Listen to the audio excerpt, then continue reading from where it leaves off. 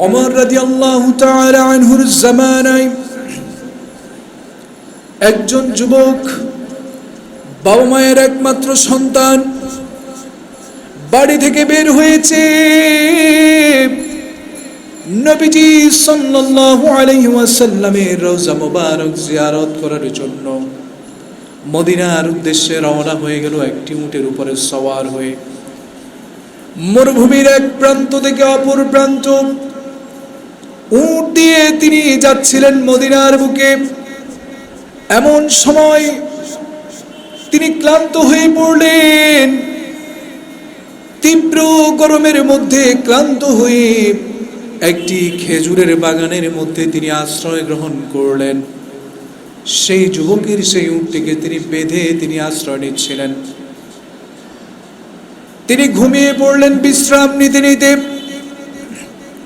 এমন সময় ঘুমের ভিতরে তার সেই উটটি বাঁধন খুলে সেখান থেকে ছুটে গিয়ে পাশের বাগানে চলে যায়। সেখানে যেই বাগানটি ছিল সেই বাগানে মাত্র খেজুর গাছ রোপণ করা হয়েছিল, তেমন বড় হয়নি, ছোট্ট ছোট্ট খেজুর গাছ। উট সেখানে গিয়ে পুরো বাগানটি, নতুন বাগানটি নষ্ট করে ফেলে। উট যখন সেখানে বাগান নষ্ট করছিল, বাগানের মালিক সেখানে হাজির হয়ে গেল। মেজাজ খারাপ হয়ে গেল। এরপরে তিনি যখন দেখলেন তার বাগানটা পুরোপুরি নষ্ট হয়ে গিয়েছে, তিনি মেজাজ হারিয়ে একটি পাথর নিয়ে উটের দিকে তাড়িয়ে দিলেন, ছুঁড়ে মারলেন। সাথে সাথে উটের মাথায় গিয়ে লাগলো সেই পাথরটি। উটের মাথা বেয়ে বেয়ে তখন রক্ত ঝরছিল ফিনকি দিয়ে। উটটা লুটে গেল, দুনিয়ার জমিনের বুকে তিনি উটটা লুটে গেল। রক্ত শূন্যতায় আস্তে আস্তে করে উটটা জীবন হারিয়ে মৃত্যুবরণ করল। এমন সময় কিছুক্ষণ পরে সেই যুবকের ঘুম ভাঙলো। উট খুঁজতে লাগলো, কি হলো, উট তো নেই। খুঁজতে খুঁজতে পাশের বাগানে গিয়ে দেখলো উট সেখানে মরে আছে এবং পাশে একজন বৃদ্ধ লোক দাঁড়িয়ে আছে। বলা হলো, কি ব্যাপার, আমার উট মারা গেল কেন? তখন সে বৃদ্ধ লোকটি বলল, বাবারে, আমি তো খেয়াল করি নাই। যখন আমি এসে দেখলাম আমার এই বাগানটি নষ্ট হয়ে গিয়েছে, মেজাজটা খারাপ হয়ে গিয়েছিল, এই জন্যে আমি ঢিল মেরেছিলাম, পাথর ছুঁড়ে মেরেছিলাম। এই জন্যে এই উটটার মাথায় লেগে যায়, যেটা আমি ভুল করে ফেলেছি, আমি তো ইচ্ছা করে মারি নাই। তার মাথা ফেটে সে রক্ত শূন্যতায় মারা গিয়েছে। এটা কি ইচ্ছা করে মেরেছে? যখন আমাদের এখানে কোনো গরু এসে বা ছাগল এসে যেন আমাদের ক্ষেত খামার যখন খেয়ে ফেলে, তখন কিন্তু আমরা গরু ছাগলকে শাস্তি দেই, কিন্তু মেরে ফেলার জন্য শাস্তি দেই না। এরপরে বেঁধে রাখি যাতে করে মালিক আসলে তাকে আমরা অভিযোগ দায়ের করতে পারি, ঠিক কিনা বলেন? ঠিক তেমনিভাবে সেই মালিকও সেটাই বোঝাতে চেষ্টা করছে। কিন্তু যুবক নারাজ হয়ে গেল, সেও মেজাজ হারিয়ে ফেলল। এরপরে মেজাজ হারিয়ে দিল সজোরে এক ধাক্কা। সেই বৃদ্ধ লোকটি মাটিতে এসে পড়ে গেল। কিন্তু মাটিতে যেখানে পড়েছে বেকায়দায় পড়ে গিয়েছে।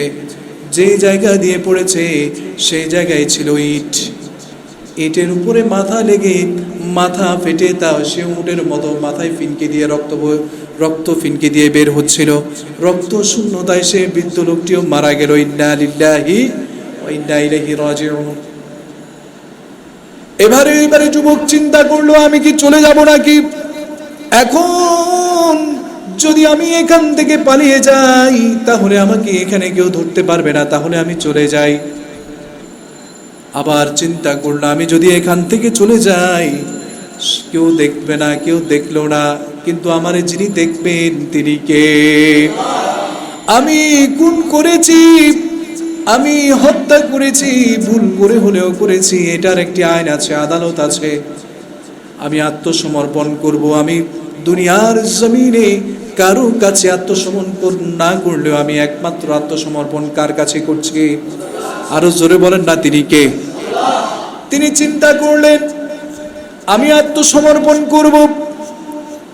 এখন আত্মসমর্পণ করতে গেলে আমাকে যেটা করণীয় সেটা হচ্ছে আমাকে দাঁড়িয়ে থাকতে হবে, দেখি কেউ আসে নাকি, যাই হবে হোক আমার এই শাস্তি দুনিয়াতেই হয়ে যাক, কিন্তু আমি আল্লাহর আদালতে যখন দাঁড়াবো তাহলে আমাকে যে শাস্তি দেওয়া হবে সেটা আমি মাথা পেতে নিতে পারবো না, সেটা আমি সহ্য করতে পারবো না। ঠিক কিনা বলেন না? আমরা জানি আমাদেরকে আল্লাহ সুবহানাহু ওয়া তাআলা দুনিয়ার জমিনে এখানে যে আগুন দিয়েছেন সেটা 70 ভাগের 1 ভাগ, আর বাকি পুরোটা কোথায় আছে? জাহান্নামে। যদি আমাদেরকে যদি শাস্তি দেওয়া হয় তাহলে আমরা সহ্য করতে পারবো না। যেখানে দুনিয়ার জমিনের আগুনের মধ্যেই আমরা 1 সেকেন্ড আমরা ইচ্ছা করে দেই না, ইচ্ছা করে আমরা 1 সেকেন্ড হাত দেই না, সেখানে বছরকে বছর আমরা কিভাবে থাকব? আল্লাহ আমাদেরকে বুঝার তৌফিক দান করুন, পড়ি আমিন। সুযুবক দাঁড়িয়ে আছেন, কিছুক্ষণ পর বিকাল গড়িয়ে সন্ধ্যা, বাবা কেন বাসায় আসছে না? সন্তানেরা বেরিয়ে পড়লেন। সন্তানেরা খুঁজতে খুঁজতে একবার এদিকে যাই একবার ওদিকে যাই, ঠিক শেষবার গিয়ে নিজেদের বাগানে গিয়ে নতুন বাগানে গেল, দেখলো সেখানে একটি উট পড়ে আছে, সেখানে বাবা পড়ে আছে, দুজনেই মারা গিয়েছেন। আবার একজন যুবক বসে আছেন, জিজ্ঞেস করলো আমার বাবার এই হালত কেন, এখানে কি ঘটেছে? সেই যুবক সব ঘটনা খুলে বলল আমি যখন এখানে আসলাম, আসার পরে তোমাদের পাশের বাগানে আমি যখন বিশ্রাম নিচ্ছিলাম, আমার উটটা তোমাদের বাগানে এসে তোমাদের বাগান নষ্ট করে ফেলেছিল। তোমার বাবাও আমাকে বলেছিল ভুল করে ইট মেরেছিল, কিন্তু ভুলে আমার সেই উটটি মারা গিয়েছে।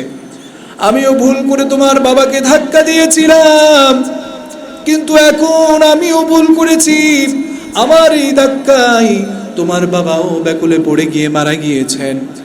এখন আমি দাঁড়িয়ে আছি, চাইলে আমি পালিয়ে যেতে পারতাম, কিন্তু আমি আত্মসমর্পণ করার জন্য এখানে দাঁড়িয়ে আছি। কারণ আল্লাহ সুবহানাহু ওয়া তাআলা সূরা নিসায়ের 17 নম্বর আয়াতে বললেন, ইন্নামাত তাওবাতু আলাল্লাহি লিল্লাযীনা ইয়া'মালুনাস সুআ বিজাহালা থুম্মা ইয়াতুবুনা মিন করিব ফাউলাইকা ইয়াতুবুল্লাহু আলাইহিম وَكَانَ اللَّهُ عَلِيمًا حَكِيمًا। সবাই চিল্লায় বলেন আল্লাহু আকবার। আল্লাহ সুবহানাহু ওয়া তাআলা বান্দাদেরকে উদ্দেশ্য করে বললেন, ও আমার বান্দারা জেনে রাখো, আল্লাহ সুবহানাহু ওয়া তাআলার কাছে একমাত্র তাদের তওবাই কবুল হয় যারা কিনা না জেনে কোনো ভুল করে ফেলে, যারা কিনা না জেনে খারাপ কাজ করে ফেলে, এরপর আর দেরি না করে তারা আবার রবের কাছে আত্মসমর্পণ করে তওবা করে। জোরে বলেন সুবহানাল্লাহ। এই জন্যে রব বলেন আমি আল্লাহ তাদেরকে সাথে সাথে করে ক্ষমা করে দেই।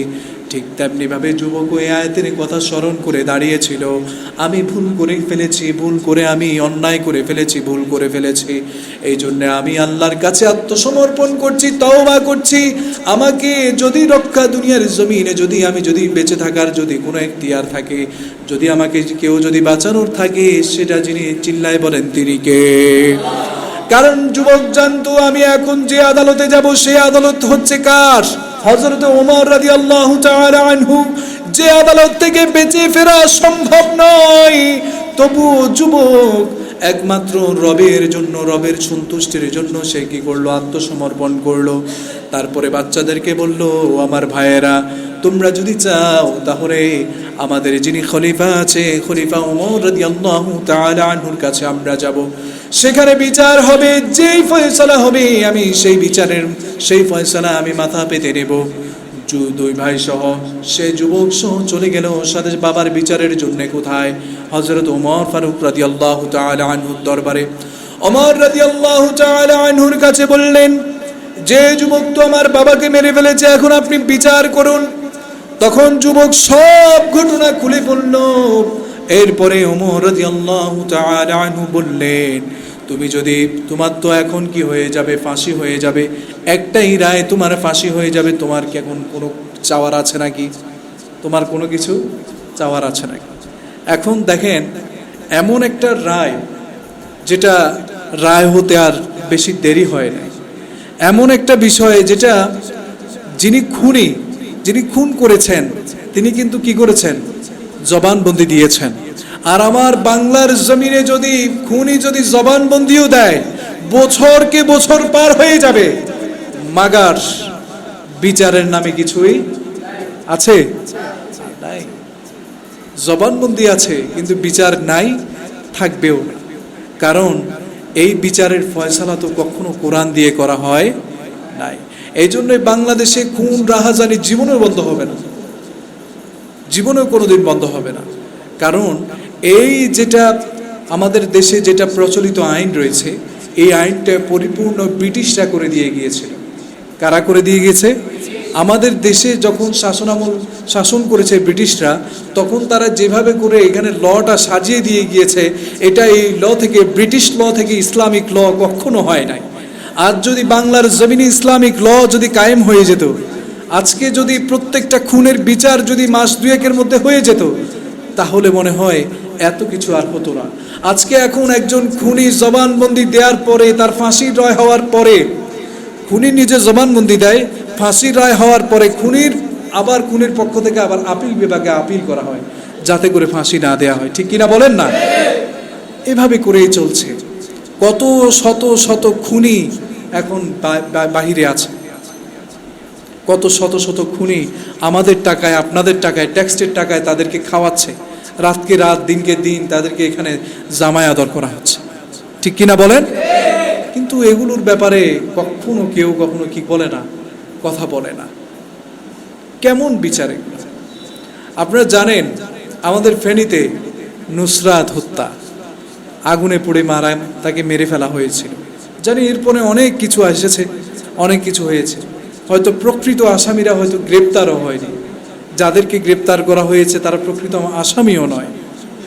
টাকার কাছে বিক্রি হওয়া কিছু বিষয়, সেখানে বিক্রি হয়ে গেছে কিছু বিষয়। তো আজকে অনেক বছর হয়ে গিয়েছে, অনেক বছর হয়ে গিয়েছে, কিন্তু আদৌ সেই নুসরাতের বিচার হয়নি।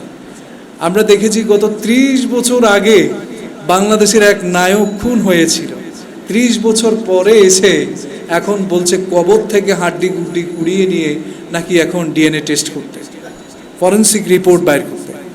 কয় বছর পরে? 30 বছর পরে। আর খুনি সেখানে সুখে শান্তিতে সংসার করছে। ঠিক কিনা বলেন না? এমন করেই চলছে আমাদের বিচার ব্যবস্থা। কিন্তু হযরত ওমরের কাছে গেলেন, জবানবন্দি দিলেন, এরপরে প্রমাণিত হয়ে গেল। প্রমাণিত হয়ে যাওয়ার সাথে সাথে পরের দিনই ফাঁসির রায়, যেদিন ওই দিনই ফাঁসির রায় ঘোষণা হয়ে গেল, কার্যকর হয়ে যাবে পরের দিন জোহরের পর। জোরে বলেন আল্লাহু আকবার। যখন এইরকম ভাবে কোনো অপরাধীকে যখন শাস্তি দেয়া হবে, এবং সেই শাস্তিকে যখন সবার সামনে প্রচারণা করা হবে, তখন একজনকে দেখে আরো 100 জন খুনি তখন সেখানে স্তব্ধ হয়ে যাবে। ঠিক কিনা বলেন? এভাবেই করে দেশ পরিচালনা হয়ে গেলে দেশ থেকে খুন আর রাহাজানি বন্ধ হয়ে যাবে। ঠিক কিনা বলেন? এটা হচ্ছে ইসলামিক ল। এটা কি? ইসলামিক ল।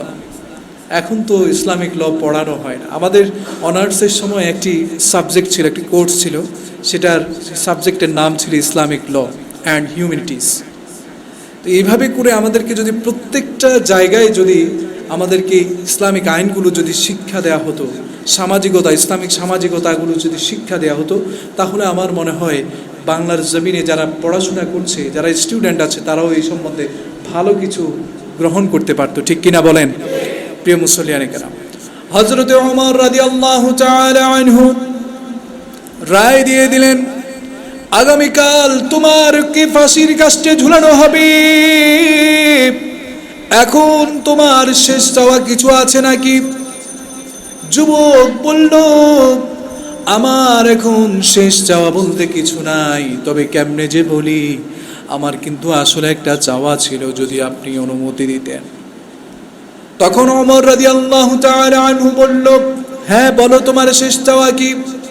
যুবক বলল, আমার শেষ চাওয়া হচ্ছে আমি একটু বাড়িতে যেতে চাই। এটা কি হয় নাকি? এটা হয়? ওমর রাদিয়াল্লাহু তাআলা আনহু বললেন, তুমি বাড়িতে কিভাবে যাবে? তোমার তো ফাঁসির রায় হয়ে গিয়েছে। তুমি যদি বাড়িতে যেতে চাও, মদিনায় কেউ আছে নাকি তাকে তুমি তোমার জিম্মাদারি হিসাবে দিয়ে যাও।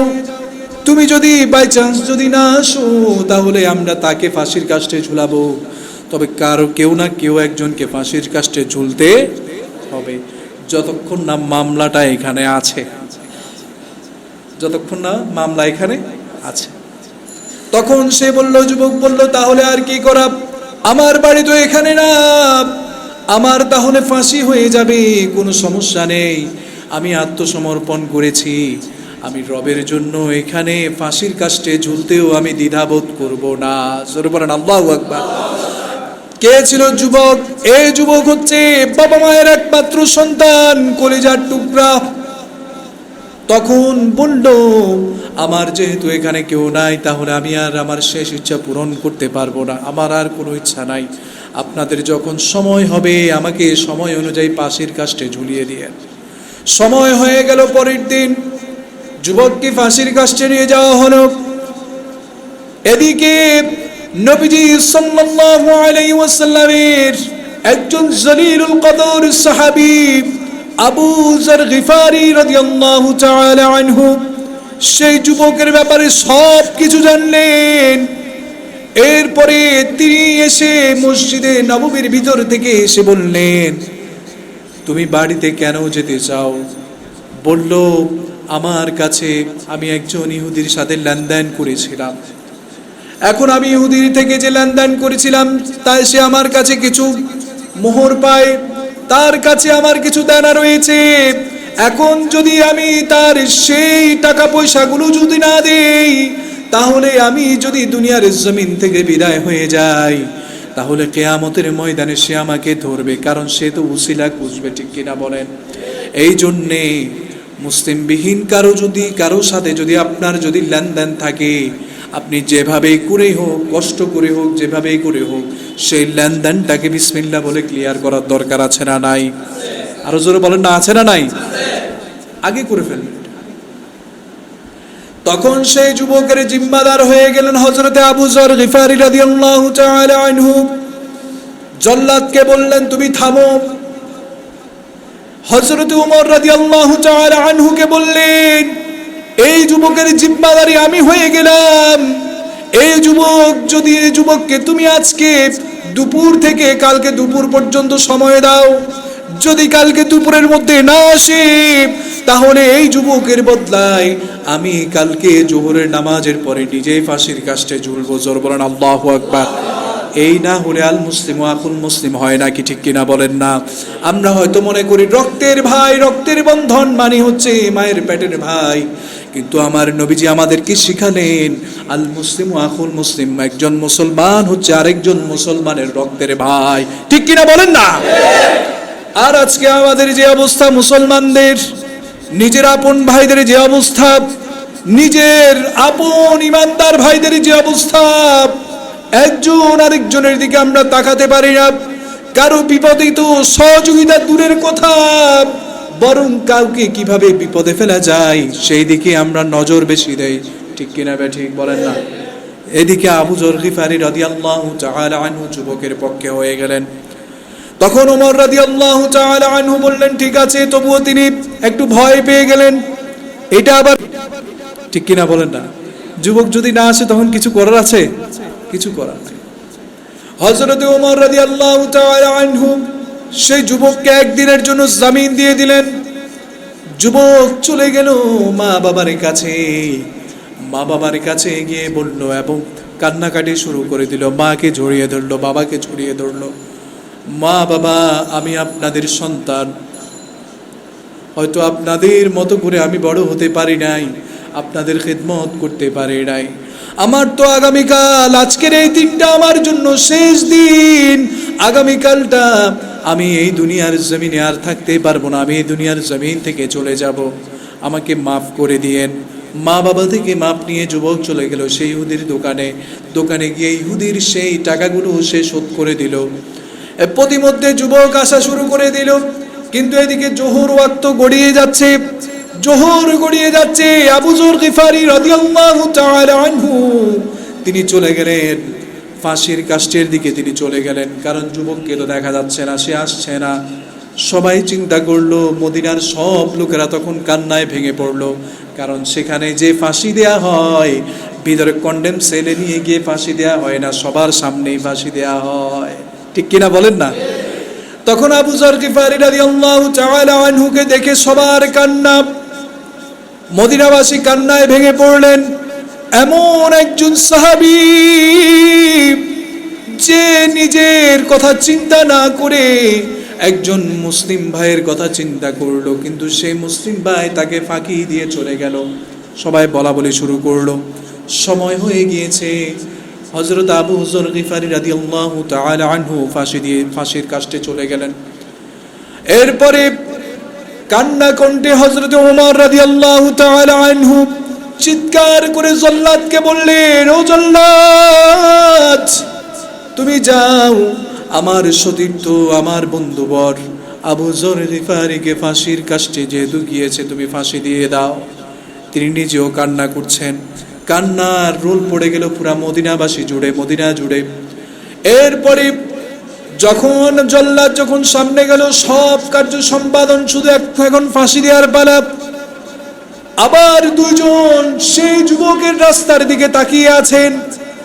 যদি সেই যুবকের কোন ছায়া যদি দেখা যায়, সাথে সাথে করে কি করবে, এখানে ফাঁসির আদেশটাকে কি করবে, ক্যান্সেল করবে। এখন সবাই তাকিয়ে আছে, সবাই তাকিয়ে আছে। এদিকে মৃত্যুর প্রহর গুনছে হযরতে আবু যর গিফারি।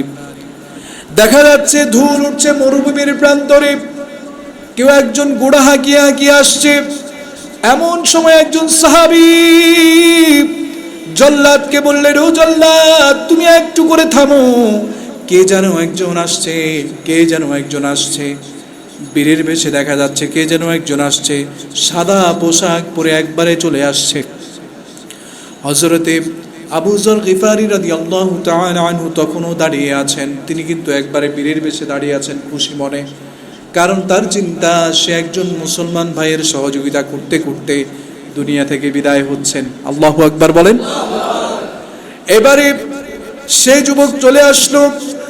আসার পরে সবার কাছে মাপ চেয়ে নিল, আমার মদিনাবাসী, আপনাদের কাছে আমি ক্ষমা প্রার্থনা করছি, আমার আরো আগে আসা উচিত ছিল, কিন্তু আমার মা বাবা আমাকে কেমন জানি ছাড়ছে না। আমার মা বাবার সাথে আমি যখন দেখা করতে গিয়েছি, তাদেরকে যখন আমি সব ঘটনা খুলে বলেছি, আমার মা বাবা আমাকে নিয়ে কান্নার রোল ফেলে দিয়েছিল, তারা আমাকে নিয়ে কান্না করছিল। আমার কেমন জানি আমি সেখানে গিয়ে দুর্বল হয়ে গিয়েছিলাম তাদের কান্না দেখে।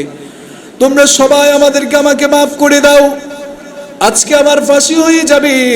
এরপরে আবু যর গিফারি রাদিয়াল্লাহু তাআলা আনহুকে গিয়ে তিনি জড়িয়ে ধরলেন। ও ভাই আমার, আপনি তো আমাকে চিনেন না, কিন্তু আপনি আমাকে আজকে যে কাজটি করলেন, তাহলে কিয়ামতের দিন আমাকে আজ এভাবে আর হেনস্থা হতে হবে না। কোনো ইহুদি আমার কাছে আর কোনো টাকা চাইতে পারবে না, কোনো কেউ এসে আমার কাছে আবদার করতে পারবে না। আমি একজন নবীজির খালেস উম্মত হিসেবে আমি সেখানে যেতে চাচ্ছি। আজকে আমি নবীজির রওজা জিয়ারত করতে এসেছিলাম, কিন্তু আজকে আমাকে ফাঁসির কাষ্ঠে ঝুলতে হচ্ছে। এরপরে আবু যর গিফারি রাদিয়াল্লাহু তাআলা আনহু সব কিছু শুনে তিনিও জড়িয়ে ধরলেন, জড়িয়ে ধরে তার মাথায় হাত বুলিয়ে দিলেন, তাকে চুমু খেলেন।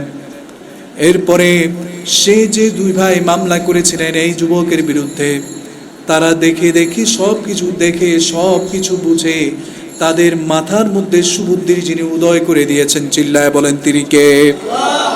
তারা চিন্তা করলেন, হায় রে, যে মামলা আমরা করেছি, সে যদি ইচ্ছা করে আমার বাবাকে যদি হত্যা করত, তাহলে সে আর কখনো এইভাবে করে আসতো না। ঠিক কিনা বলেন না? এখন তারা সেই দুই ভাই চিন্তা করলো, জল্লাদ যখন সেই যুবককে যখন কি করতে ফাঁসি দিতে যাচ্ছিল, তখন দুই ভাই বাধা দিল, জল্লাদ তুমি কারে ফাঁসি দিতে যাচ্ছ? তুমি যারে ফাঁসি দিতে যাচ্ছ সে আর কেউ নয়, সে ব্যক্তি আজকে থেকে আমাদের ভাই হয়ে গেল। আজকে থেকে আমরা 2 ভাই নয় 3 ভাই হয়ে আজকে এই ময়দানে থাকবো ইনশাআল্লাহ। এরপরে যুবকের কাছে গিয়ে মাপ চেয়ে নিল, ভাই আমার যেটা হয়ে গেছে হয়ে গেছে, তোমাকে হয়তো আল্লাহ কবুল করে নিয়েছেন। কারণ আল্লাহ নিজেই বলেছেন, ভুল করে যদি অন্যায় করে ফেলেন, রবের কাছে যদি আপনি ক্ষমা চান, রব আপনাকে ক্ষমা করবেন। ঠিক কিনা বলেন না? একটু আগে আমরা যে কোরআন আয়াতটা পড়েছিলাম, ঠিক কিনা বলেন না? এই জন্য ভুল হতে পারে, অন্যায় হতে পারে, অনেক কিছু হতে পারে, তবে ঘাটতারামি দিয়ে ঘাটটাকে বাঁকা করে কখনো বসে থাকা যাবে না। অন্যায় হলে অন্যায়টাকে শুধরানোর জন্য সব সময় কি করতে হবে? পানাহ চাইতে হবে, রবের কাছে মাপ চাইতে হবে, এবং প্রয়োজনে বিচারের সম্মুখীন হয়ে আপনি রবের কাছে ফয়সালা যাবেন। পারবো না ইনশাআল্লাহ? পারা যাবে না ইনশাআল্লাহ? আমরা জানি এরকম করতে করতে অনেকেই ক্ষমতা থেকে বিদায় নিয়েছে। ঠিক কিনা বলেন? এই ঘাটতারামি করে করেই অনেকেই ক্ষমতা থেকে বিদায় নিয়েছে। সুতরাং আমরা এই ধরনের ঘাটতারামি দেখতে চাই না, প্রিয় মুসলিয়ানে কেরাম। এই জন্যই বলছি যে আল্লাহ সুবহানাহু ওয়া তাআলা আবার বলছেন, তাদের তওবাও আমি কবুল করি না। কাদের তওবা?